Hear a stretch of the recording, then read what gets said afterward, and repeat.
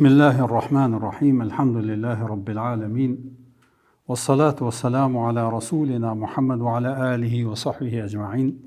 Allahun e lartësuar lavdërojmë, qëmë salavat dhe selam me pejgamberit e tij Muhammedit sallallahu alaihi wasallam, familjes, shokëve dhe të gjithë besimtarëve musliman që pasojnë rrugën e tij dhe udhëzohen në sunetin e tij deri në ditën e gjykimit. Të nderuar vëllezër, me i thonë drejtën, dersin e sodit nuk është që kum ardhë me ndonjë entuziazëm për me trajtu për faktin se do të flasim për një ngjarje që është bajagi pikëlluese edhe mërzitshme në historinë e pejgamberit sallallahu alaihi wasallam, për arsye se do të shpjegojmë faktikisht 10 ditët e fundit të jetës së Muhamedit sallallahu alaihi wasallam, gjithsesi për smundjen e tij dhe vdekjen e të dërguarit sallallahu alaihi wasallam. Prandaj është e rëndë, është peshë për zemrën për me e trajtu këtë ngjarje, për arsye se do të flasim për shkuarjen nga kjo dynja të një personaliteti që ka qenë më i miri që ka shkel në këtë sipërfaqe të tokës. Prandaj vërtet është një moment shumë pikëllues për mu që do ta trajtoj, megjithatë ne do të flasim dhe do të mundohemi të shpjegojmë ato ngjarje dhe zhvillimet e cilat kanë ndodhur në këtë fazë të sirës për të fituar edhe për të parë edhe ato momentet e fundit që i ka kalu i dërguari jon Muhamedi sallallahu alaihi wasallam në këtë dynjë. Javën e kaluar kemi shpjegu të gjitha ato rrethanat që ndërlidhen me fundin e jetës së tij, dhe kemi shpjegu pra çështja e fundit që kemi trajtu ishin ato ajete edhe histori apo hadithet pejgamberit sallallahu alajhi wasallam të cilat sqaronin dhe aludonin për afrimin e jetës do vdekjes së tij, dhe cilat ishin ato ajete të cilat ishin shpallur dhe ishin tregu Muhamedit sallallahu alaihi wasallam pa dhe umetit në përgjithësi për afrimin e fundit të jetës së Muhamedit sallallahu alaihi wasallam. Sot do të kalojmë më njëherë në atë fazën ku filloi veç smundja Muhamedit sallallahu alaihi wasallam. Kemi thënë që puna e parë, puna e fundit të cilën e ka bërë pejgamberi sallallahu alaihi wasallam ishte përgatitja e ushtrisë për me dalë në krye me Usame bin Zeidin, edhe kësaj i ka dhënë shumë rëndësi, edhe ushtria në fakt ka dalë edhe ka nis udhimin pak para se të smurej apo ditë para se të smurej, edhe janë detyruar që mos të vazhdojnë rrugtimin në dalje të Medinës dhe të stacionohen aty në dalje edhe të presin se çfarë po ndodh me Muhamedit sallallahu alaihi wasallam. Pra dalja e tyre ishte me qenë vend urdhrin e Muhamedit sallallahu alaihi wasallam, por mos vazhdimi i udhëtimit ishte për shkak se në mesin e kësaj ushtrie ishin njerëzit më të dallum, sahabët më të vjetër, edhe ensarët edhe prej muhaxhirëve, madje edhe Abu Bekri edhe Omeri ishin në këtë ushtri. Disa kanë thonë që Abu Bekri dhe Omeri nuk kanë qenë për shkak të aludimeve që ata kanë qëndruar në Medinë gjatë zhvillimeve, po sidoqoftë kështu ka transmetime, pra ata kanë dalë edhe janë stacionuar në dalje edhe kanë qëndruar se çfarë po ndodh me Muhamedit sallallahu alaihi wasallam. Pra nuk ishin të rahatshëm të vazhdojnë udhimin nga frika se edhe nga mosdia se çfarë do të ndodh me Muhamedit sallallahu alaihi wasallam. E para kësaj çfarë përmendet për ngjarjeve gjithashtu që është e veçantë, pra momente para vdekjes, ishte se po thot Abu Muwayhib ka qenë një sahabi që i ka shërby Muhamedit sallallahu alaihi wasallam, një farë hizmetçari, edhe me një rastat në një mëngjes më thirr Muhamedi sallallahu alaihi wasallam edhe thot më shoqëro me shku deri te Baqia. Pra varrezat e Baqiait, që në fakt tash kur shkojmë aty do këtë që në megja apo afër xhamisë pejgamberit sallallahu alaihi wasallam. Në të kalumen ajo ka qenë jashtë Medinës apo në kufimet me qytetin e Medinës. Pra është konsideruar që është larg. Edhe Abu Muwayhib thot e vendosa Muhamedi sallallahu alaihi wasallam në kafsh edhe shkum deri atje. Edhe kur shkum atje, pejgamberi sallallahu alaihi wasallam ka zbrit poshtë edhe i ka përshëndet banorët e Baqi'it. Baqi'i janë varrezat e sahabeve në përgjithësi që janë varros aty, edhe i përshëndet ata me selam, assalamu alaikum ja ahla diyari min al-mu'minin, paqja e Allahut qofshin mbi ju. Faktikisht kjo është një lloj, me thon kushtimisht, mënyra që ju ka fol atyne, ka qenë një lloj përgëzimi për ta, ka thonë ju qoftë e lehtë gjendja në cilën ndodheni, krahasuar me atë çfarë ka këtu. Për arsye se ju e dini, fitnet edhe sprovat e dunjas nuk kanë ndalura.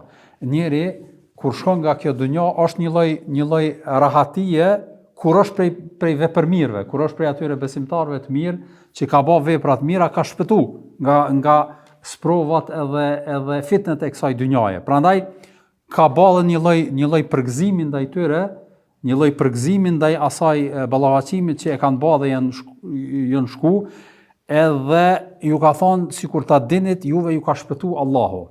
Për arsye se kanë ardhur sprova një mas juve. Faktikisht sprovat e dunjas nuk ndalen dhe vinë vazhdimisht. E ardhmja është më e keqe se e mëparshmja. Domethënë ajo që do të vjen më e keqe se ajo që ka kalu. Dhe ky është thot realiteti i kësaj dynjaje. Po thot Ebu Muwejhib, pastaj thot kur e ka kryer dhe u nis për mu kthy, thot mu drejtu mu edhe më tha o Muwejhib, thot Allahu mi ka ofru thesaret e kësaj dynjaje dhe qëndrimin gjatë në të, ose xhenetin. Edhe Ebu Muwejhib i thot, oj dërgumi Zotit, zgjete këtë parën, për arsye se i ki thesaret, pastaj xhenetin, domthonjë qëndro thesaret, qëndron këtë dynjë se a ki me qëndru, pastaj e ki xhenetin. Atëherë pejgamberi sallallahu alajhi wasallam ka thonë, jo e kum zgjedh dytën. Faktikisht takimin me Allahun e Madhërisëm edhe me mos me kanë do thotë jeta ma e gjatë sa që ka qenë. Edhe kjo është do thotë përgjigjja pejgamberit sallallahu alajhi wasallam, dhe nga kjo ngjarje kuptojmë atë që e trajtojnë ulemat në përgjithësi, atë se vërtet pejgamberët që shka dhe hadithin nga Muhamedi sallallahu alaihi wasallam, para se t'ju vjen e gjeli, para se t'ju vjen vdekja, e kam pas një lloj faktikisht aprovimi për vdekje. Jo me ai befas ka ardh, po një lloj aprovimi që nëse kanë dashur me jetu, kanë mujt me jetu edhe më gjatë. E keni parasysh. Ka hadithin në këtë kuptim që vinë. Edhe kjo ofertë i ka ardhur edhe Muhamedi sallallahu alaihi wasallam që me jetu, nëse don me jetu edhe më gjatë. Mirë, po pejgamberi sallallahu alaihi wasallam ka zgjedh me u taku me Zotin e Madhërisëm, edhe e ka zgjedh këtë formë të shkuarës nga kjo dynjë. Pra mos me vazhdu jetën, qoftë edhe për një kohë më të gjatë që ja ka ofru Allahu i Madhërisëm këtij Muhamedit sallallahu alaihi wasallam, po edhe pejgamberëve të tjerë që Zoti i Madhërisëm ose meleku i vdekjes nuk ja u ka marrë shpirtin pa kërku, do thot, ose pa u bërë razi, që thënë me gjuhën e popullit, se do me u përshëndet nga kjo dynjë. Edhe pas kësaj kthehet tek Aisha radhiyallahu ta'ala anha, pra në shtëpinë e Aishës, aty e kishte rendin, qëndron atë natë, nuk smuhet në atë natë, të nesërmen shkon të Mejmuneja, gruaja tjetër, dhe aty smurët. Dhe kjo ka ndodhur në fund të seferit, ose në fillim të Rabiul Awwal, do thot muajin e tretë të vitit të 11. Pra Muharremi o kry, seferi, fundi seferit, ose dita e fundit të seferit, dita e parë e Rabiul Awwal, këtu ka fillu smundja e Muhamedit sallallahu alaihi wasallam të Mejmuneja. Pra gruaja e tij Mejmuneja, dhe në fillim pejgamberi sallallahu alajhi wasallam shkonte çdo ashtu siç ka qenë rani çdo natë në tek njëra grua derisa smuret shumë, pra edhe kërkon leje, i mbledh gratë, edhe kërkon leje që të, me thonë në gjuhën e popullit, që të qëndroj, që të dergjet në shtëpinë e Aishës radhiyallahu ta'ala anha. Pra me qëndru, mos me ndru venin për shkak të smundjes, edhe gratë e pejgamberit sallallahu alajhi wasallam të gjitha pajtohen edhe shkon edhe vendoset në shtëpinë e Aishës radhiyallahu ta'ala anha. Edhe pse shtëpitë dhomat e grave të pejgamberit sallallahu alajhi wasallam kanë qenë të gjitha njëra pas tjetrës afër, por për mos me ndru vendin kërkon që me qëndru te Aisha radhiyallahu ta'ala anha dhe qëndron aty me aprovimin e grave. Dhe kjo është do thot në shenjë respekti ndaj grave të tij edhe vendoset aty.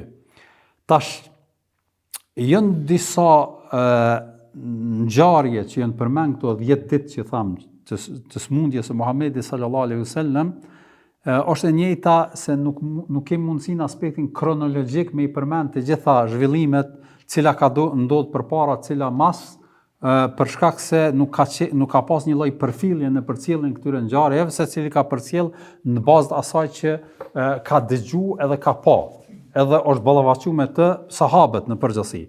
E ne do të mundohemi me i bë një lloj radhitje, por jo detyrimisht që ajo ka qenë në fund prerë vetëm në atë, domthonë ndodhit kanë qenë atë formë. Po do të mundohemi të bëjmë, do thot, një lloj radhitje në bazë asaj që kemi vërejt edhe kemi kuptuar nga ndodhit edhe ngjarjet në përgjithësi. Edhe kthehet te Aisha edhe vendoset te Aisha, qëndron aty dhe kishte filluar smundja. Të nderuar vëllezër, ju e keni parasysh në kohrat e sodit kemi lloje të ndryshme të ilaçeve dhe sebepeve që i marrëm. Në atë kohë nuk ka pas diçka, vetmi shirim ka qenë me përdor ujë të ftoftë, për shembull nëse ke pas temperaturë, e këso forma të trajtimit të smundjeve e jo diçka më të thellë. Edhe tregohet se kur ka ardhur te Aisha ka qëndruar një kohë, Aisha ka ndinë vete kokdhimje, i ka dhim koka Aishës, edhe ka thonë wa ra'sa, qysh me thonë po më dham koka, një lloj jo ankesë, po edhe ka dëgju pejgamberi sallallahu alajhi wasallam që po ankohet për kokën, që po i dham koka Aishës, edhe në ato momente që edhe pse ka qenë i smur, edhe vetë Muhamedi sallallahu alajhi wasallam ka thonë, oj Aisha, kur gjus po të dham ty koka që po më dham mu. Po unë do të më thonë kuku që po më dham koka e jo ty. Me një fjalë, unë do të me thonë këtë fjalë që po thu ti po më dham koka. Edhe i thot Aishës, edhe thot nuk ke nevojë tash një lloj me grun, një lloj shakaje, një lloj pra trajtimi, thot, edhe nuk ke nevojë më mërzit ti nëse dham koka apo ndodh diçka me ty, për arsye se nëse vdes ti jesh i sigurt, po i thot pejgamberi sallallahu alajhi wasallam që unë do ta merr përsipër edhe me pastru, do thot në përgjithësi, edhe me të vesh, edhe me ta fal namazin, me bë dua për ty, edhe me të shti me durët e mia në varr. Faktikisht unë ku më kujdes për ty, nëse vdes ti para meje. Edhe kjo është një lloj përgatitje, ndoshta edhe Muhamedi sallallahu alajhi wasallam po ja bën që kjo mundet me ndodh. Nëse jo me ty, atëherë mundet me ndodh me mua. Atëherë Aisha e dëgjon, edhe kjo është në formë një shaka, jo do thot diçka, edhe e merr paksin me xhelozi, thot hajt more se ti po ki qef me mvorros mu edhe pastaj me shku te gra tjera, nuk i do thot ndonjë der tjetër. Edhe kështu ja kthen edhe Aisha në xhelozi, edhe pejgamberi sa son qesh, edhe këtu mbetet. Pra, edhe pse kishte kokdhimbje Muhamedi sallallahu alaihi wasallam, megjithatë, pra ka bë shaka edhe e ka kjo përcjellje që ka ndodhur në ditët e para të smundjes së Muhamedit sallallahu alaihi wasallam në shtëpinë e Aishës. Pastaj ka pas temperaturë, si thuhet në shumë transmetime, shumë të mëdha Muhamedi sallallahu alaihi wasallam, saqë thuhet në disa transmetime kërkon mi sjell ujë prej një pusit njohur të Medinës që ka pas ujin pak më të ftohtë. Ju e keni parasysh në kohën e pejgamberit sallallahu alajhi wasallam nuk ka pas frigorifera me ftoh ujin, uji më i ftoftë ka qenë ai që nxirret më së miri prej bunarit apo prej pusit, dhe ky ka qenë ai uji i ftohtë. Edhe ka kërkuar një lloj uji, tash e keni parasysh, në kohën bashkëkohore nuk e kem shumë të zhvillum këtë qasje, cili ujë është më i mirë, cili pus e ka ujin më të mirë e kështu me radhë. Atëherë ka qenë shumë e njohur kjo, edhe 8 vjetrit është shumë e njohur kjo formë e qasjes, ka lyp një lloj uji të një pusi të caktuar, m'ia sjell për shkak se ka qenë më i ftohtë. Edhe ja kanë sjell atë ujin edhe është pastruar me të se ka qenë më i ftohtë, që të fladitet edhe ta largoj nxehtësinë dhe temperaturën që e ndinte në trupin e tij. Pastaj ajo që ka përmendet është se njerëzit që më shumti i kanë bërë hizmet në atë kohë ka qenë Abasi radiallahu ta'ala anhu, agja i tij, edhe Aliu radiallahu ta'ala anhu. Pra këta dy kanë qenë edhe familjar tij, Abasi agja i tij, kurse Aliu radiallahu ta'ala anhu djali i agjes, që ka qenë shumë i afërt me të. Pra këta dy ishin ata të cilët janë për kujdes për Muhamedit sallallahu alaihi wasallam, që e kanë bajt, për arsye se ashtu siç do të shpjegojmë, e kanë çunë xhami, e kanë kthyr pe xhamis, duke e bajt, pra nuk mund të este në fund të jetës së tij Muhamedit sallallahu alaihi wasallam. Në këto 10 ditë në fillim dilte Muhamedi sallallahu alaihi wasallam në xhami edhe falte namazin, po nuk qëndronte shumë, ashtu që ka pas tradit me u përshëndet me sahabët, me fol. Ka pas raste që kanë bën ndonjë fjalim të shkurt në hutbë, po më njëherë kthehej në shtëpi edhe shtrihej edhe pushonte. Kështu ka qenë në fillim. Edhe që tham, i ndihmonin Aliu dhe Abasi radiallahu ta'ala anhuma për me e çudi në xhami, me fal namazin, pastaj me kthy duke majt për krah. Edhe kthenin në shtëpinë e Aishës. Ju e keni parasysh edhe javën e kaluar kemi përmend që dhomat e pejgamberit sallallahu alajhi wasallam kanë qenë të gjitha kanë pas hyrje në xhami. Edhe një pjesë e sahabëve që kanë qenë kojshi me xhamin ka pas ato dyert e vogla në anën e xhamis. Edhe aty hynte, e falte namazin, pastaj kthehej dhe shtrihej prap në shtratin në dhomën e Aishës radhiyallahu ta'ala anhu. Dhe këtu nga njëherë mante që thash fjalime, hutbe të shkurtra dhe i këshillonte muslimanët, sahabët në përgjithësi. Prej këshillave që përmenden në këtë rast ishte edhe ajo hadithi që ndoshta keni dëgjuar edhe më herët, po që aludon edhe me situatën dhe me rrethanën, ajo është që kur ka thënë Allahu i mallkoft jahudit dhe krishterët, ittakhadhu qubura anbiya'ihim masajid, që i kanë marrë varret e pejgamberëve të tyre për xhami, për vend faljeje. Pra i ka mallku ata që kanë bërë këtë vepër. Edhe është një lloj aludimi i pejgamberit sallallahu alajhi wasallam që mos ta bëjnë të njëjtën edhe muslimanët mas vdekjes së tij, që varrin e tij me bë vend falje ose faltore ku mu fal njerëzit edhe me adhuru Zotin atë vend.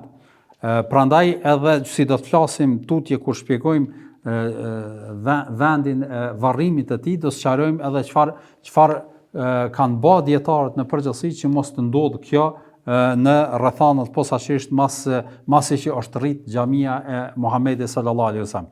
Pra, ky është hadithi që e përmend këtë rast, që është të thotë në ditë para së vdekjes së tij, një lloj aludimi edhe një lloj vrejtjeje që me pas parasysh muslimanë që vinë pas mos me bë këtë që e kanë bë krishterët edhe hebrejt me pejgamberët e tyre në përgjithësi. I këshillonte kështu prej gjërave që gjithashtu përmendin sahabët, disa prej tyre është që shumë ka insistuar çdo herë kur ka dalë që kujt i kam diçka hak, kujt na ka bën një padrejtësi, kujt i kam borx edhe në parën, pasuri, diçka domon që s'm kujtohet, le të flet edhe le të tregoj tash, mos ta lej edhe mos ta hajt se nuk është punë e madhe, për arsye se tek unë ai është më i dashur nëse tash e qartësojmë edhe e bëjmë, do të thotë e marrim halallakun se sa me lan dikun tjetër.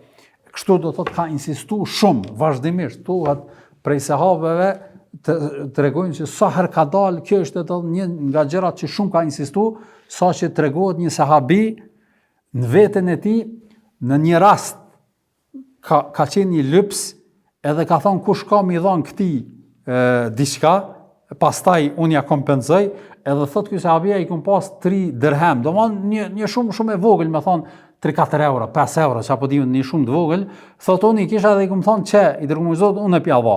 Edhe thot ja kum dhon, edhe o harru ajo. Po thot atë shumë ka insistu pejgamberi sallallahu alajhi wasallam që kujna, sa që jam friksu, mos pe anashkëlloj që s'pja përmeni atë e pastaj po ndina, domthon po hin hak Muhamedi sallallahu alaihi wasallam, edhe thot ja kum përmend atë që ka ndodhur kjo, nuk është punë e madhe, edhe pejgamberi sallallahu alaihi wasallam është gëzu edhe ja ka dhënë çato, ja ka kthy. Pra, këtu ka qenë ajo situata edhe e qasja Muhamedit s.a.s. insistus që me kërkun mos me met diçka hapur, diçka pasqarume, po gjithashtu edhe frika këtij sahabis jo për diçka të madhe që mos po bëjnë ndonjë gjina që pe mshefi këta, që sa po insiston Muhamedi s.a.s. që mos po bëj diçka që mos me përmend këtë çështje. Kjo është do thot prej ngjarjeve që përmendet në këtë kontekst. Pastaj këtu faktikisht në këto hutbet që ka hyp nga një herë, ka fal namazin dhe ka bën një këshillim, këtu ka ndodhur edhe ajo hutbeja që e përmenda javën e kaluar që ka thonë një njeri Allahu i Madhërisht ja ka mundsuar me zgjedh në mes takimit të Zotit edhe jetës në këtë dynja, ka zgjedh takimin e Zotit. Ebu Bekri ishte ai që e ka kuptuar se për çka po bëhet fjalë, kurse sahabët tjerë dhe njerëzit tjerë nuk e kanë ditë për këtë. Këtë e kemi shpjeguar javën e kaluar, edhe kemi shpjeguar se kjo ka aludu edhe e kanë marrë vesh Ebu Bekri, kurse këta tjerët jo. Pra kjo ka ndodhur në këto 10 ditët e smundjes së Muhamedit sallallahu alaihi wasallam. Kështu ka vazhdu deri në ditën e enjte. Domthonë ditën e enjte, pejgamberi sallallahu ka dalë, ka fal namaz edhe është kthy, duke i ndihmu edhe duke qenë i smur. Në ditën e enjte, ose disa transmetuan thonë ditën e premte, nuk dihet qartë. Shumë kanë thonë ditën e enjte, por disa kanë përzgjedhur se kjo ka qenë ditën e premte, për arsye se ditën e premte është çka? Është xumaja. E keni parasysh? Edhe është fal xumaja, por nuk përcillet për atë që do të flasim tutë, nuk përcillet që sahabët e kanë fal xhuman pa prezencën e Muhamedit sallallahu alaihi wasallam. E keni parasysh? Që e kanë fal xhuman. Kështu që edhe pse shumica e përcjellësve të cilë thonë që kjo ka ndodhur ditën e enjte, ma e logjikshme është atë që e kanë përzgjedhur ata të cilët kanë thonë ditën e premte, për arsye se po të kishte ndodhur kjo të enjten, atëherë detyrimisht se prej këtij momenti mos ka dalë pejgamberi sallallahu alaihi wasallam me fal namaz. Domthonë ka qëndruar në shtëpinë e Aishës. Pra namazin e akşamit ditën e premte ka dalë. Kjo ka qenë hera e fundit që ka dalë, edhe ka fal namazin, ka qenë me za, ka fal namazin, edhe tregohet që e ka lexuar surën Al-Mursalat. Surja Mursalat është surja e fundit e gjuzit Tabarak. Domthonë para amme të sa'alun është kjo surja Mursalat. Pra ka lexuar këtë sure në namazin e akşamit me za. Edhe e ka fal namazin, edhe pastaj është kthy në dhomën e Aishës, edhe tregohet që Bilali radiallahu ta'ala anhu, kur ka ardhur koha namazit të yatsis, ka ardhur me thirr pejgamberin sallallahu alajhi wasallam, se ka qenë praktik e Bilalit, nuk kanë pas marrëveshje me orar, me orë, kur me dal imami, po para se me thirr, e ka thirr ezanin, kanë qëndruar një kohë derisa kanë marrë abdesin bogati, s'kan pas ora atëherë, pastaj kur ka dashur me thirr ikametin, i është afruar shtëpisë dhomës pejgamberit sallallahu alajhi wasallam, edhe i ka thonë a me thirr ikametin, o i dërguar i Zotit. Edhe kur i ka thonë ai thirrë, edhe ka nis me dal, ky ka shku Bilali, ka thirr ikametin edhe janë lidh namaz.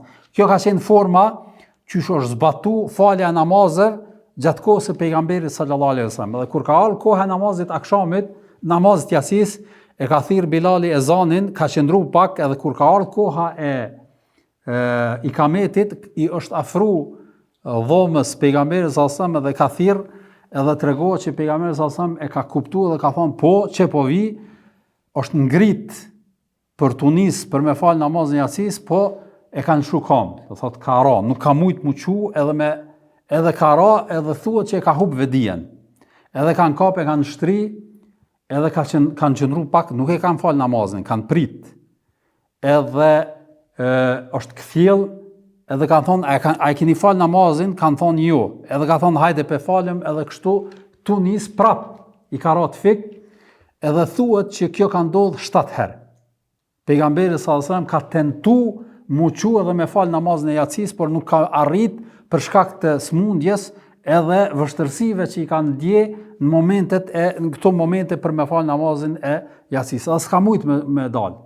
S'ka mujt fare derisa ka thonë thuni Ebu Bekrit le del dhe le ta fal namazin e jacis. Kjo ka qenë që shtam në ditën e ajte ose të premte, varësisht që kanë përcjell transmetues këtë ngjarje. Aisha radhiyallahu ta'ala anha, baba i saj, Ebu Bekri, nuk ka pas qef me dal Ebu Bekri me fal namazin. Pse? Jo, pse nuk e ka pa që është meritor.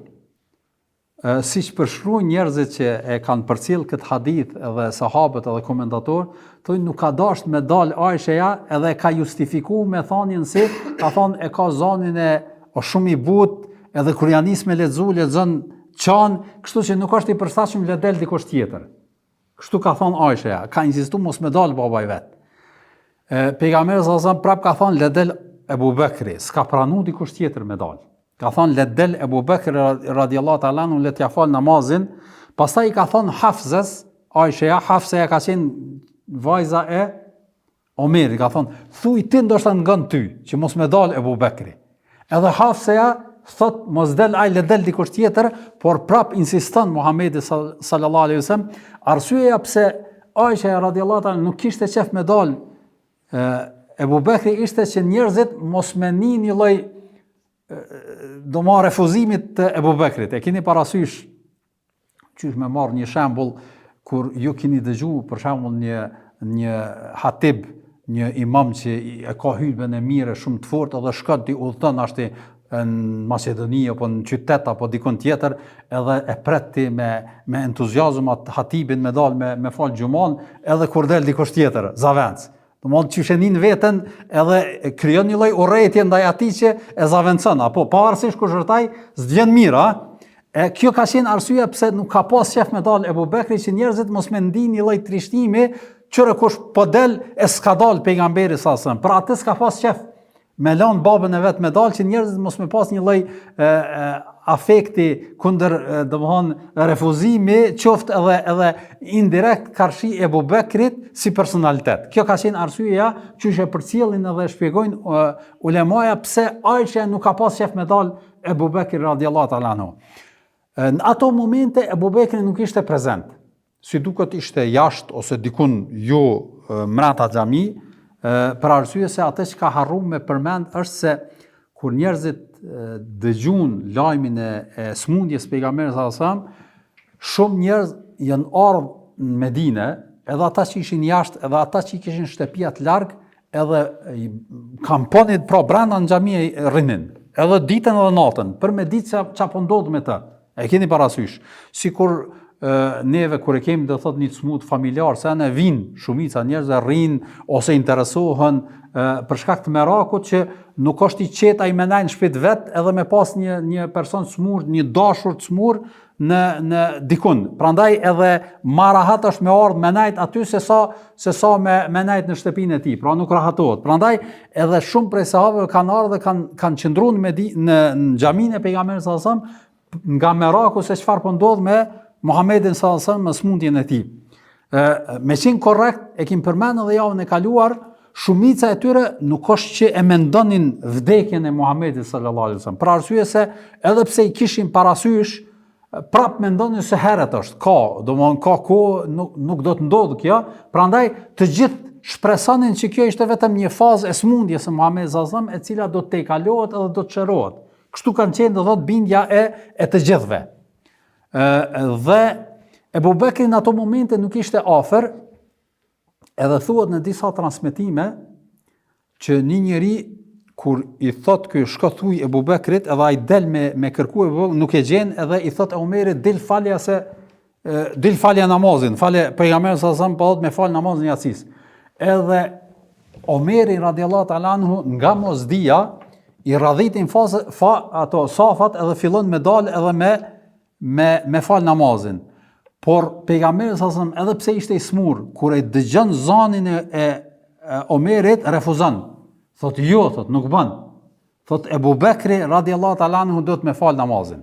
Edhe kur e shohin që insiston, Omeri nuk e kishte parasysh që kjo ishte kërkesa domthon shumë insistuese e Muhamedit sallallahu alaihi wasallam, kur e din tërhiqet, jo që ka pas qef ose ka dash, po i kanë thonë dil fale se pejgamberi sallallahu alaihi wasallam me fal namazin, nuk e ka ditë, insistimin apo kërkesën e Muhamedit sallallahu alaihi wasallam, kur e kupton pastaj tërhiqet edhe e qorton këtë burrin, thot pse më ke shti, kur pas ka kërku pejgamberi sallallahu alaihi wasallam shumë qartë kush m'ia fal namazin. Prandaj vjen Ebu Bekri edhe lidhet namaz. Edhe e fal namazin. E fal namazin e kujt, namazin e Yasis në ditën e ajte ose të premte. Tash s'po duhet asune me ngul kam që ka qenë kjo natë apo ajo natë. Po sidoqoftë, kishte thot një lloj paralajmërimi edhe një lloj aludimi për pozitën e Ebu Bekrit radiallahu ta'ala anhu në islam apo tek muslimant në përgjithësi.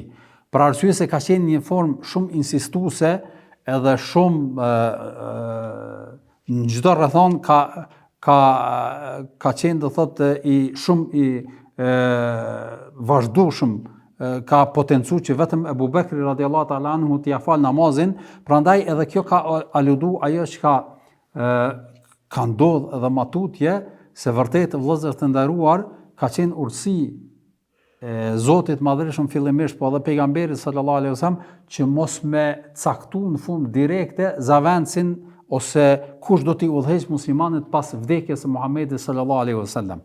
A ka mujt me caktu Muhamedi sallallahu alaihi wasallam? Ka mujt me caktu. Mirë, po ka qenë dëshira e tij edhe zgjedhja e tij, edhe kjo ka pas një urtësi shumë të madhe. Për arsye se po caktonte në fund prerë që filani do t'jetë Ebu Bekri apo ai tjetri, atëherë kjo do të ishte një praktik obligative që çdo udhëhes me caktu pas vete përgjegjësin. E keni parasysh.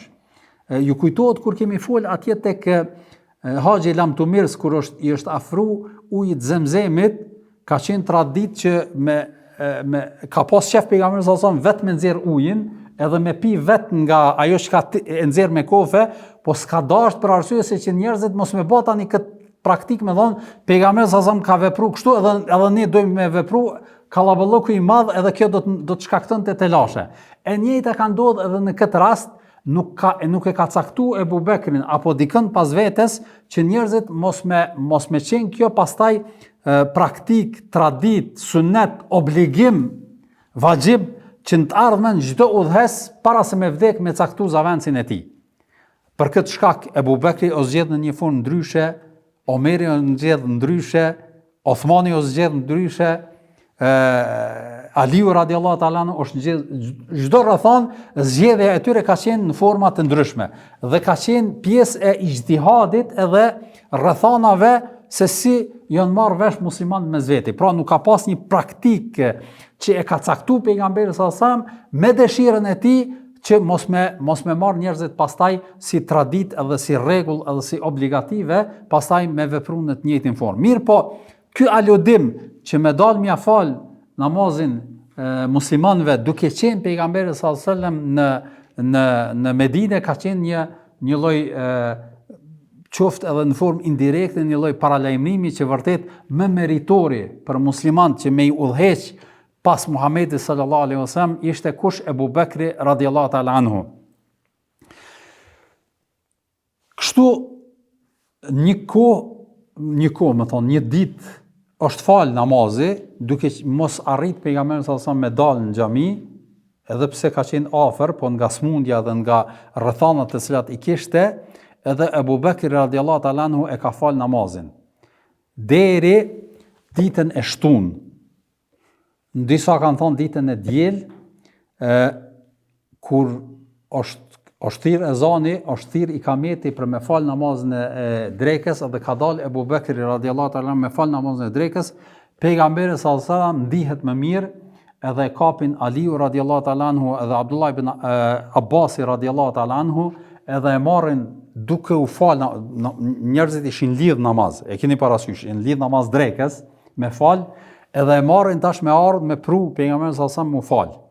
Edhe kur fillojnë me e pru, sahabët që ishin në safa e shohin që po vjen edhe fillojnë me alçu rrugën për me shku përpara. E keni parasysh se po vjen Muhamedi sallallahu alajhi wasallam, edhe fillon me vazhdu, mu afru, edhe fillojnë me paralajmëru Ebu Bekrin se mrapa është ardhur Muhamedi sallallahu alaihi wasallam. Edhe Abu Bekri në fakt janë dy sene që du të mi sqaru këtu, se edhe unë kam pas në vetveten time një lloj paqartësie, tash kur e analizova dhe i lexova ngjarjet, falja e namazit nga Abu Bekri në praninë e pejgamberit sallallahu alajhi wasallam ka ndodhur prafërsisht 3 herë, jo do thot 1 herë.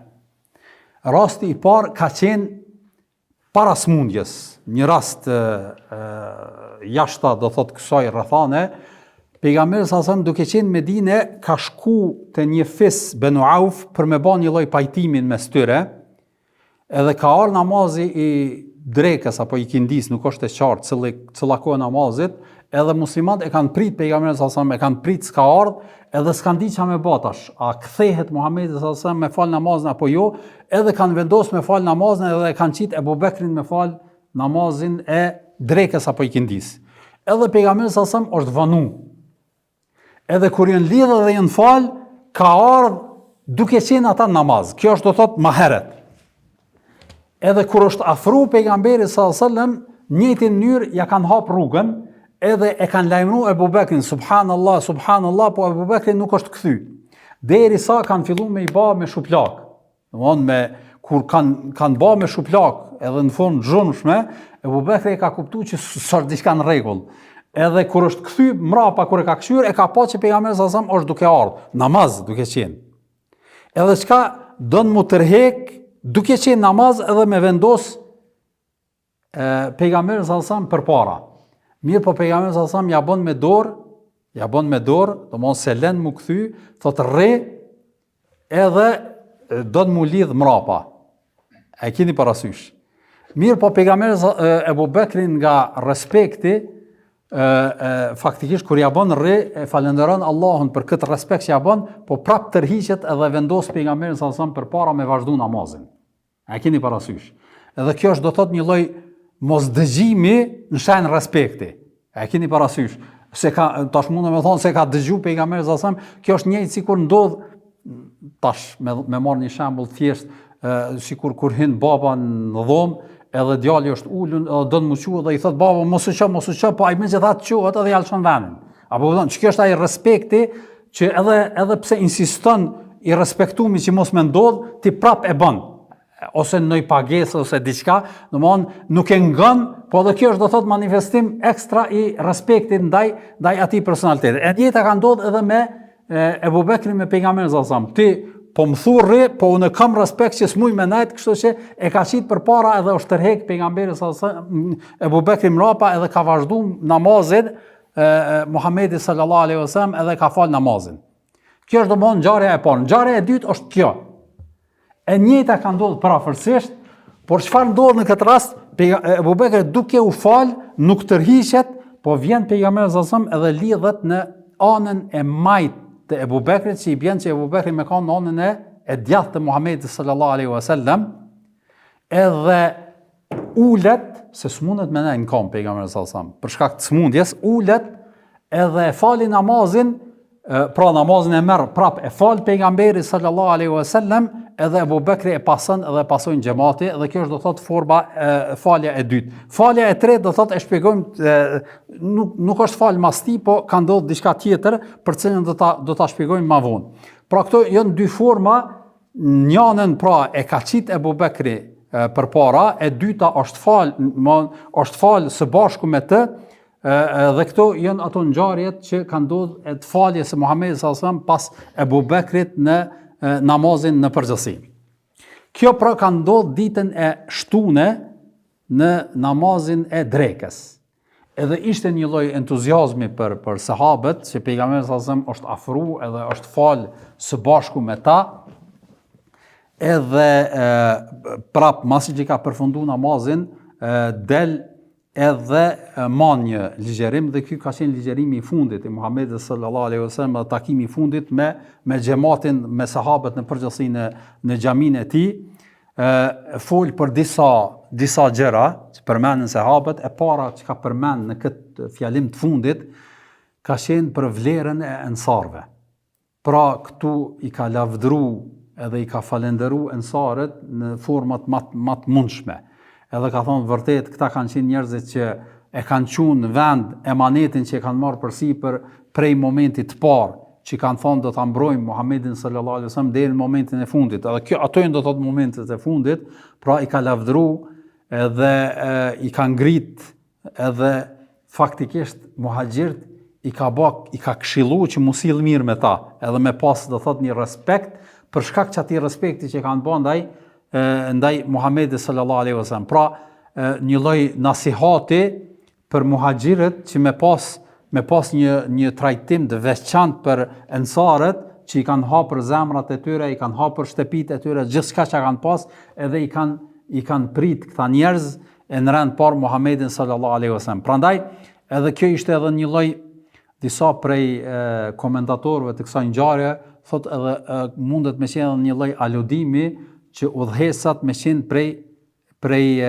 kurejshitëve edhe prej muhaxhirëve, edhe prandaj ka ardhur ky lloj nasihati që me pas do thotë mi trajtu ensarët në nivele më të larta. Sikur për shembull kur i thush dikush që ka pozitë që me usill mirë me ata që janë pasues e kështu me radhë. Në këtë formë kanë thënë disa prej komentatorëve, ka aludu edhe kjo që udhëhesi duhet me kanë prej muhaxhirëve. Ashtu që do të shpjegojmë me tutje kur vjen do thotë tek diskutimi se kush do të mi udhëhes musliman mas vdekjes së Muhamedit sallallahu alajhi wasallam. Kjo ishte do thotë çështja e parë që është përmend në atë rast. Çështja e dytë që është përmend në këtë hutbën e fundit ka qenë edhe porosia e Muhamedit sallallahu alajhi wasallam që mos me lan në si udhëhesën e Arabis i dhujtar. Pra me pastru krejt si udhëhesën nga adhurimet pagane. Kjo ka qenë do thotë kërkesa edhe porosia e fundit, një prej porosive të fundit të Muhamedit sallallahu alajhi wasallam para vdekjes.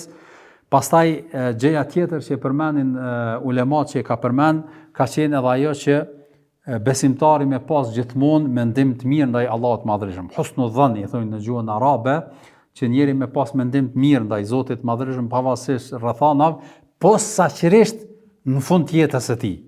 Pra, mos me kanë prej atyre që rebelohen ose manifestojnë diçka, po me kanë prej atyre që vazhdimisht kanë një lloj mendimi të mirë edhe respekti ndaj Zotit Madhërisëm, posaçërisht në fundin e jetës së tij, edhe kjo ka qenë një lloj paralajmërimi për veten e tij.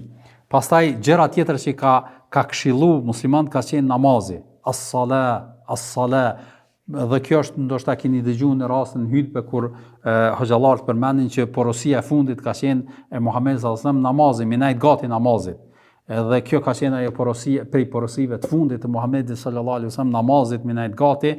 Edhe shohim se si është mundu edhe vetë për me adhon hakun kësaj 7 herë, pra i ka rat fikt deri sa s'ka mujt me dal, edhe e ka lënë Abu Bekrin radhiyallahu ta'ala me udhëhes musliman.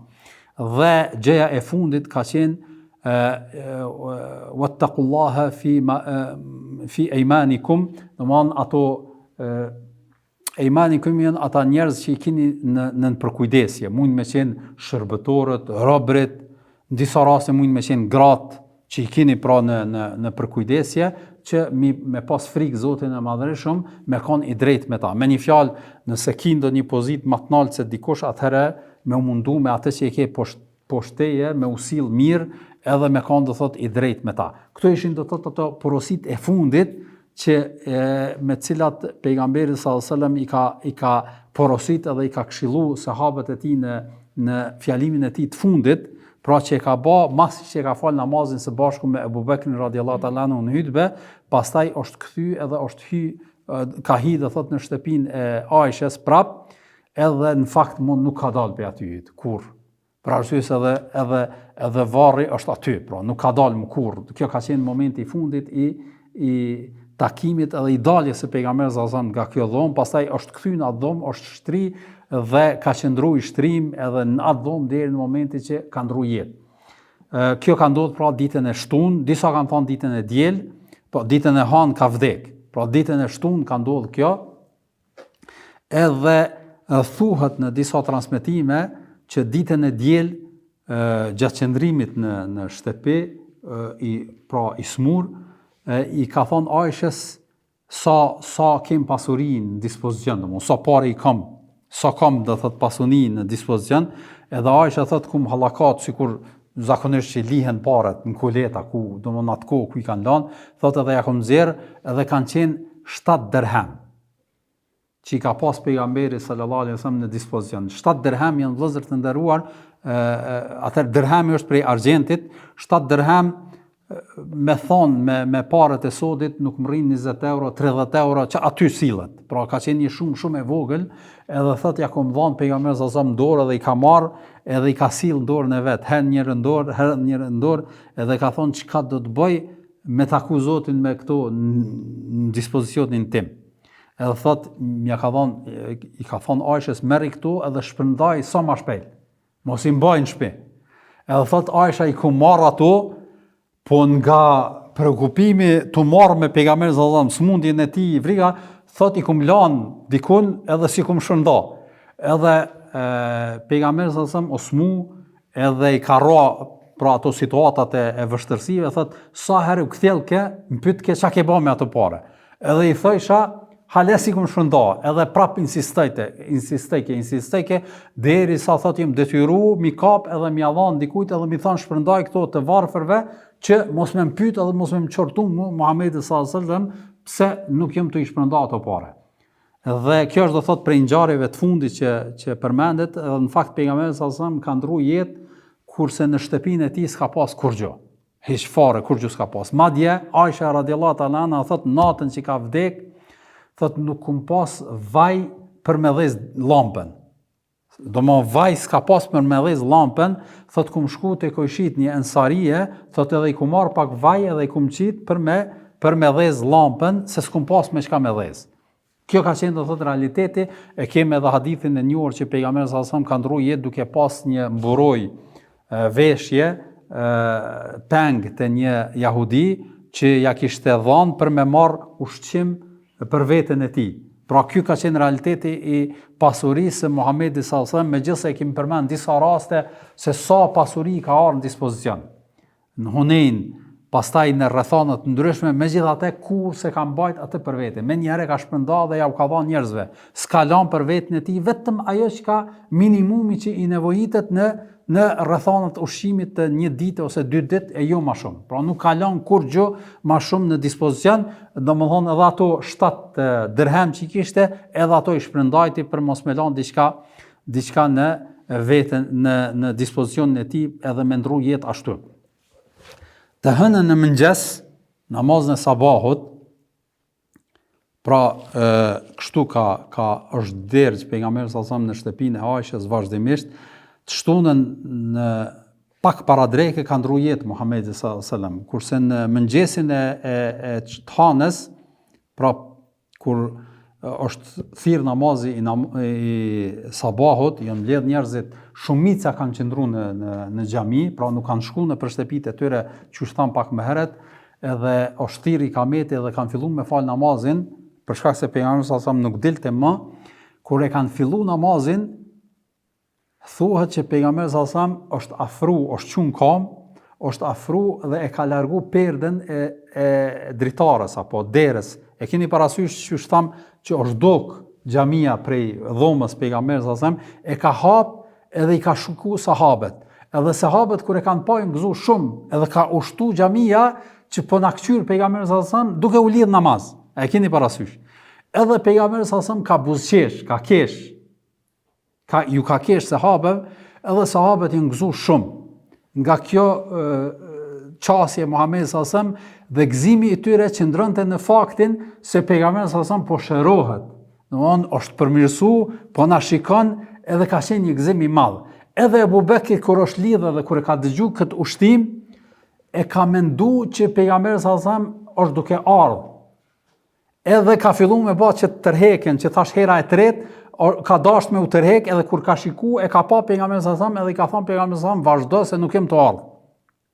Edhe Abu Bekri e vazhdon namazin, mirë po gëzohen shumë, për shkak se e kanë pa njëri prej sahabeve përcjell thotë e kum pa fytyrën e pejgamberit sallallahu alajhi wasallam që shëndriste sikur me kanë fletë e mushafit, fletë e Kur'anit. Domthon kështu e kanë pa dhe kështu ju kanë gëzuar ngritjes në kam të pejgamberit sallallahu alajhi wasallam, e kanë fal namazin e sabahut me një gëzim shumë të madh. edhe Abu Bekri gëzohet shumë, edhe kjo ka qenë sipas tyre, kanë menduar që pejgamberi sallallahu alajhi wasallam po shërohet, edhe po forcohet, edhe pastaj do përmirësohet edhe do të tejkalohet kjo smundje, edhe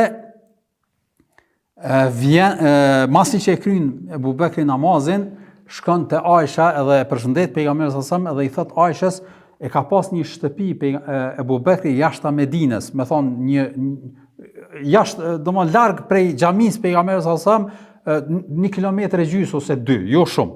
E thot po shkoj në atë shtëpi te gruaja e tij, për shkak se ka një kohë që s'jam shku duke qëndruar në xhami nga Maraku për pejgamberin sallallahu alajhi wasallam, po e shoh që është më mirë, e po shkoj e kthehna pak më vonë, do thot për drek më kthy.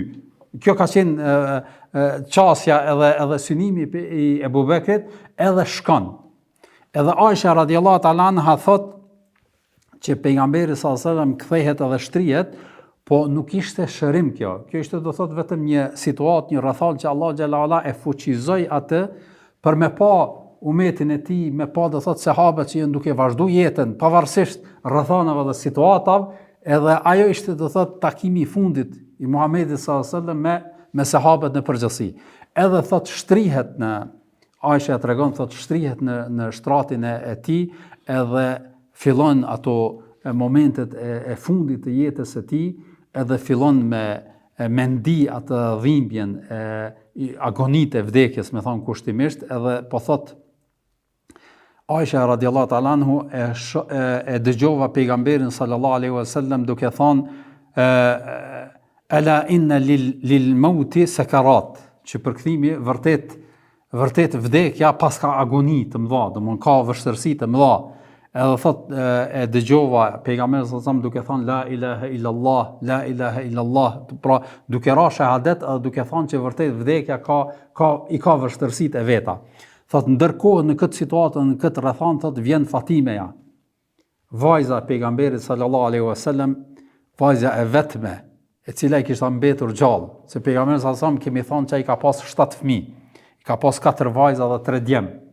Prej 7-ve të gjithë kishin vdekur përveç Fatimes radiallahu ta'ala anha që ishte gjallë, edhe 3 djemt, edhe 3 qikat i kishin vdekur, vetëm Fatime ishte gjallë, edhe ajo i kishte shtëpinë afër.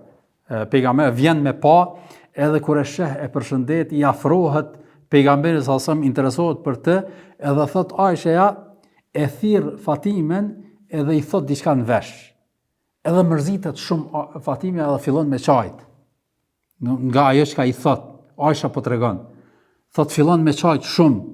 Edhe kur e sheh pejgamberin sallallahu alajhi wasallam që po çan, prap e thirr edhe i tregon diçka tjetër në vesh që fillon me buzëqesh, do thotë e largon atë mërzin edhe fillon më gëzu.